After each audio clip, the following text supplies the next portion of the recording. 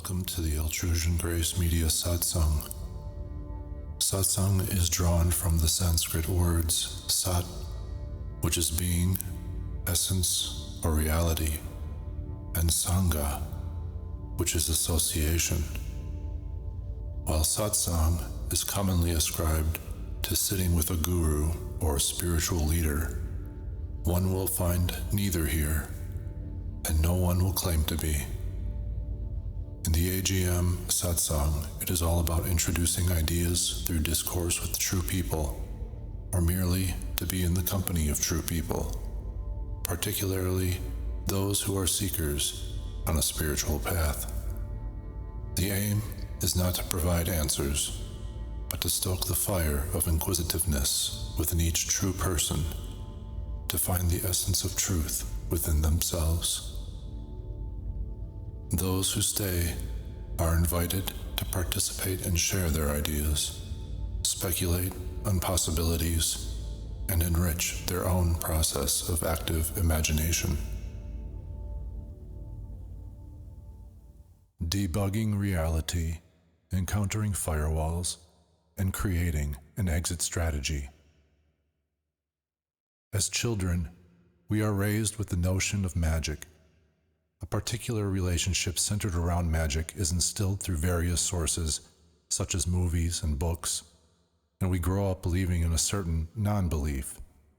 The traditional and historical sources or ideas of real magic are conveniently supplanted with the fairy tale notion of it, that magic is all pointy hats and unicorns and fancy special effects generated in a Hollywood movie studio. This way, the population can be exposed to real magic on a continual basis and then readily dismiss the actuality of such a thing existing. Of course, much more goes into the molding of young minds through entertainment and education, but magic is a subject that is handled in a very specific, seemingly light-hearted way, easily dismissed by a wave of the wand and a Disney song.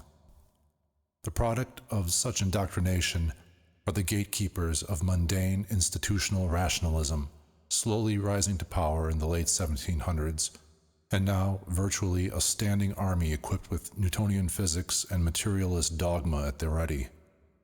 But those of us, who on late summer evenings, as a warm wind plays across our face, are inclined to notice the subtle twinge of energy that courses along our limbs, makes them ache and energized at the same time.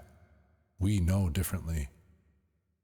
And we are untouched in our private lives by the aforementioned rabble of stingy naysayers, heeding to that soft and dark feeling that enters our minds like a thief in the blackest night, nodding in our direction as we watch from the shadows, letting us know that he knows we know. That is the pinnacle of the sensation of real magic, where just one thought can click into place like a key in a lock, and the imagination swings wide its gates onto a flowing river of possibility, just waiting for us to cast our nets or hoist our sails. Of course, these waters glow with a dim and brooding murkiness, and we are not without perils or predators. And one must always take heed of such things, lest he be devoured by that dragon lurking still in the depths. Speaking of beasts, all opinions of the man aside, it is Aleister Crowley who I think gave the most precise definition of magic, which is the science and art of causing change to occur in conformity with the will. The science being the methodology employed, and the art being the active imagination coming to flower through said methodology. These are the tools and tactics used to unlock the liminal spaces through which we pass, thus gaining a glimpse of the ethereal machinery pumping away behind the veil. This is akin to a programmer utilizing a debug mode within a computer game, for example.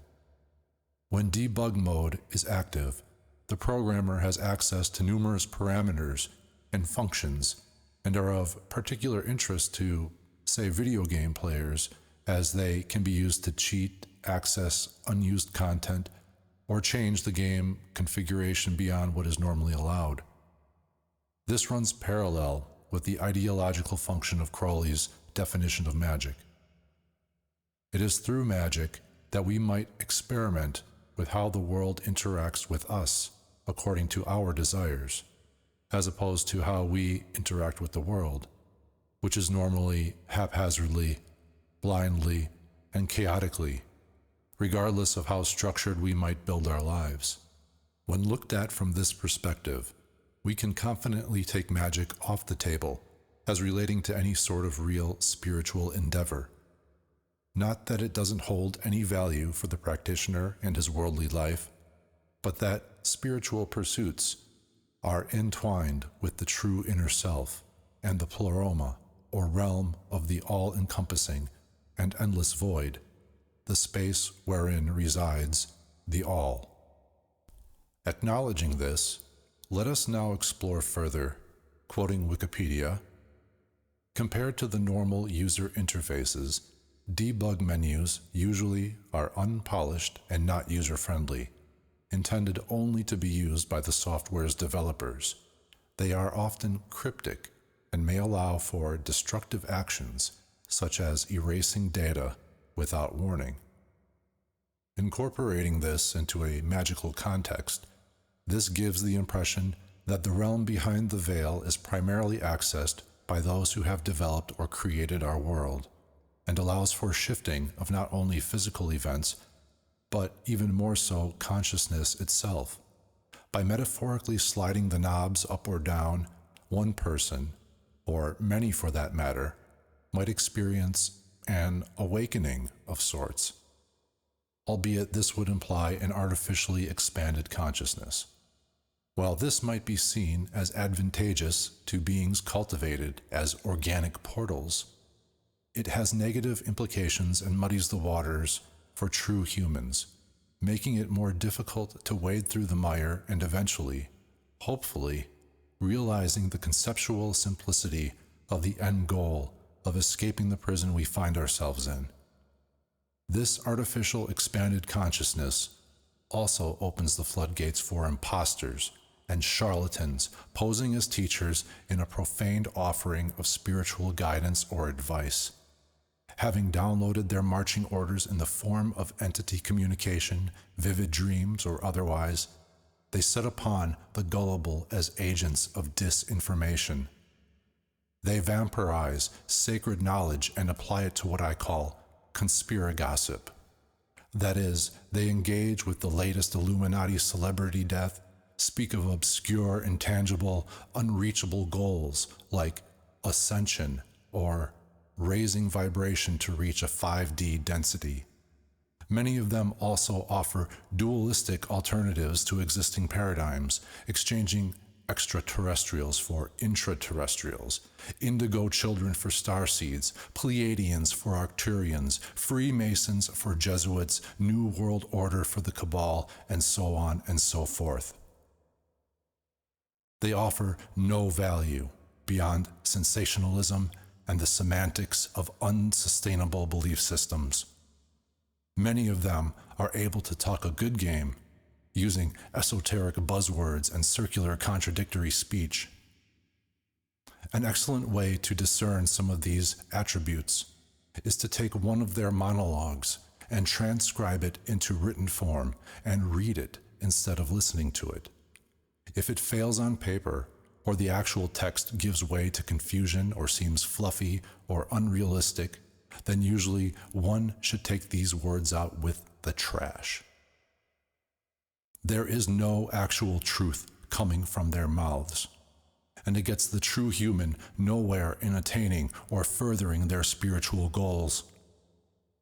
These agents almost always unwittingly serve as distractions to a true path, roping in one follower after another into either a frenzied horde of narrative pushers or a subdued cult of fake, overbearing, sickening love and light mongers. What is amusing is that so many of these imposters can't even articulate full sentences, let alone actually have an original thought. Ask yourself, or better yet, ask them, what is their end goal? Is it just to feel or appear more spiritual and special? Is it practically attainable?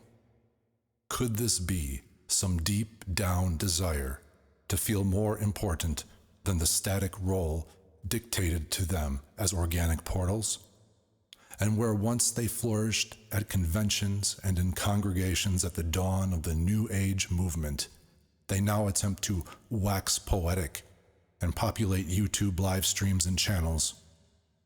I would also argue that while they are more easily exposed as frauds, the spiritually deficient masses are even more eager to lap up their nonsensical verbal excrement, preferring to be told what to think and believe rather than venture down the road of self-exploration and self-inquiry.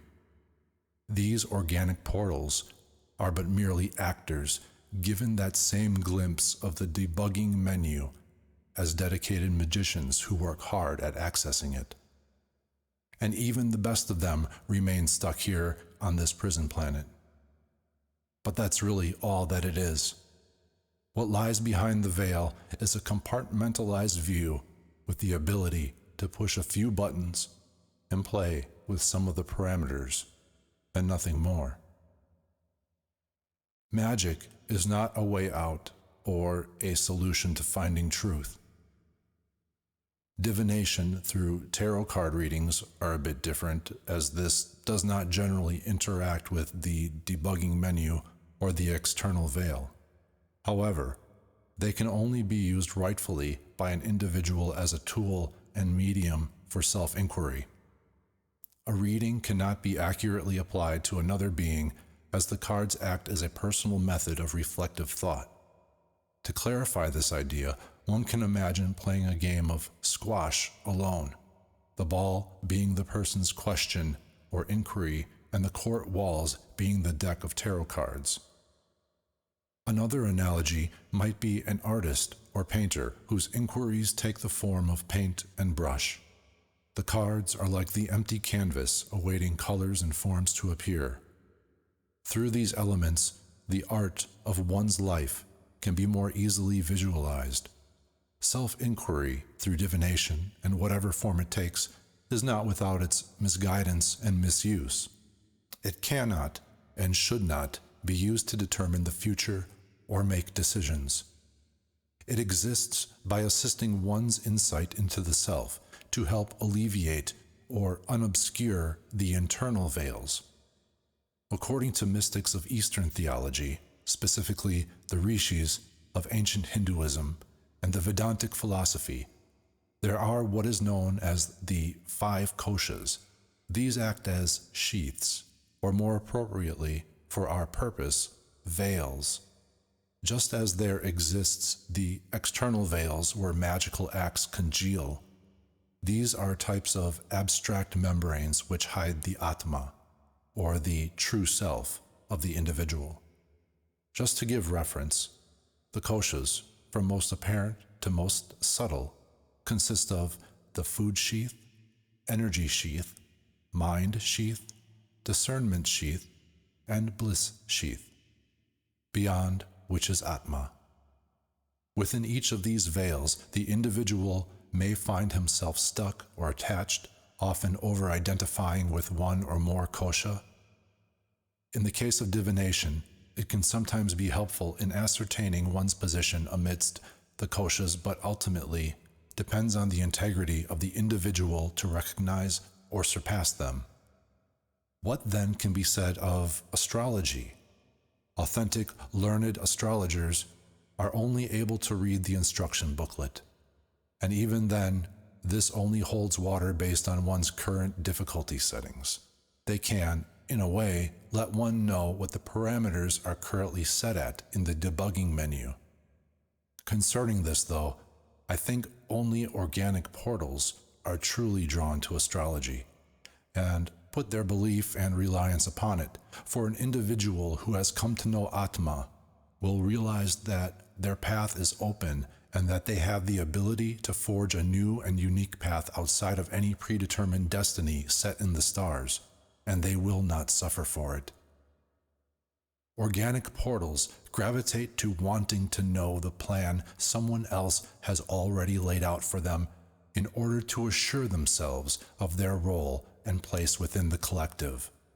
They are looking to reaffirm their duties within the hive mind, and will quickly submit to what is essentially their orders from above. The rulers would not grant one the ability to dive into the full program with the chance someone pulling the plug on their little reincarnation scheme. And they even limit the ability to play with the personal settings in debug mode, riddling the network with firewalls.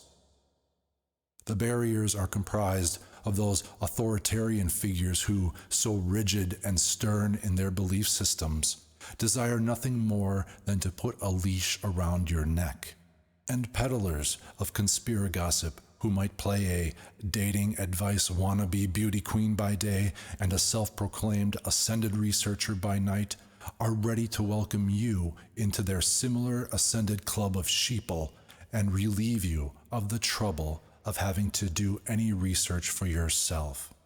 How loving and generous of them. And of course, whistleblowers who are overburdened with ego and self-importance, actually telling you to do your own research as a tactic of deceit instead of being genuine, thinking that by speaking those words, it validates their claims and validates their character, because most people who hear that will lazily accept that the whistleblower who tells you to do your own research would only say that if he was telling you the truth. How convenient, right? So many of these bait and switch actors do a 180 from a previous belief system, yet they still troll the full circle. But really, these characters exist only to test the integrity of the truth-seeker warrior, or attempt to stop his momentum of developing self-realization, discernment, and progress into gnosis, thus embodying the primary function of an archonic firewall. Firewalls are put up to prevent the unwanted, unwashed, uninitiated, and uninformed from exploring these privileges. In this context, the manipulators, our captors, view us not only as cattle, but as a virus. As a rule of thumb, viruses must not get past the network's security measures. Despite my growing inclination to stop relying on movies and entertainment as a source of truth information, I have to once again recall the Matrix movie and the statements made by Agent Smith to draw comparison to how relevant this is. Quote, "I'd like to share a revelation during my time here. It came to me when I tried to classify your species. I realized that you're not actually mammals. Every mammal on this planet instinctively develops a natural equilibrium with the surrounding environment, but you humans do not. You move to an area and you multiply and multiply until every natural resource is consumed. The only way you can survive is to spread to another area. There is another organism on this planet that follows the same pattern. Do you know what it is? A virus. Human beings are a disease, a cancer of this planet. You are a plague, and we are the cure. This is how true humans are viewed by the system, and we are the burden to them as they are tasked to keep us locked up, and they writhe and twist with resentment. This is why we, as only a mere fraction of the species of Earth, are given special attention. Albeit this is attention we don't necessarily want, not from the rulers and definitely not from their antivirus software. If true humans are seen as the virus, the antivirus exists, to force us into survival mode as much as possible. Whether it be the ultimate birth of tragedy coming to a head in your life, with sickness and death seemingly all around you, or even down to being fired from your job or plain and simple bad luck. These things keep you in survival mode. And while one is in survival mode, one cares only for physical self-preservation and has no time or energy to address sincere spiritual needs. If you can't address those spiritual needs and concerns, then most likely you're headed for the revolving reincarnation door, forever to remain that prisoner, always on the verge of rehabilitation, but never quite convincing enough to the parole board. You won't even be granted a peek behind the curtain. And every single magic trick you might know is left in the gutter if you don't know where your next meal is coming from, or where you'll sleep at night, or if addiction decides that it's running the show. Just know that if you want to debug reality, if that is the endeavor you choose, then you first must be still in your life so as not to attract unwanted attention. Second is that by only adjusting the allotted parameters within the debugging menu, you must know that you cannot reach contentment, cannot reach a state of enlightenment, and ultimately you won't have an exit strategy when your time comes. The rulers are embodied through ignorance and intolerance, through addiction and distraction, and through both mediocrity and sensationalism. As we move from the post-truth age into the post-conspiracy era, our task as the new breed of heretics is not to take up a stance of opposition or to be against one thing or another, but to surpass those things. Grip tight to the rope handed down by those further on the path, and toe the line for the others behind you. In our current predicament, it is imperative that we do this for the sake of our own salvation. The way in remains the only way out.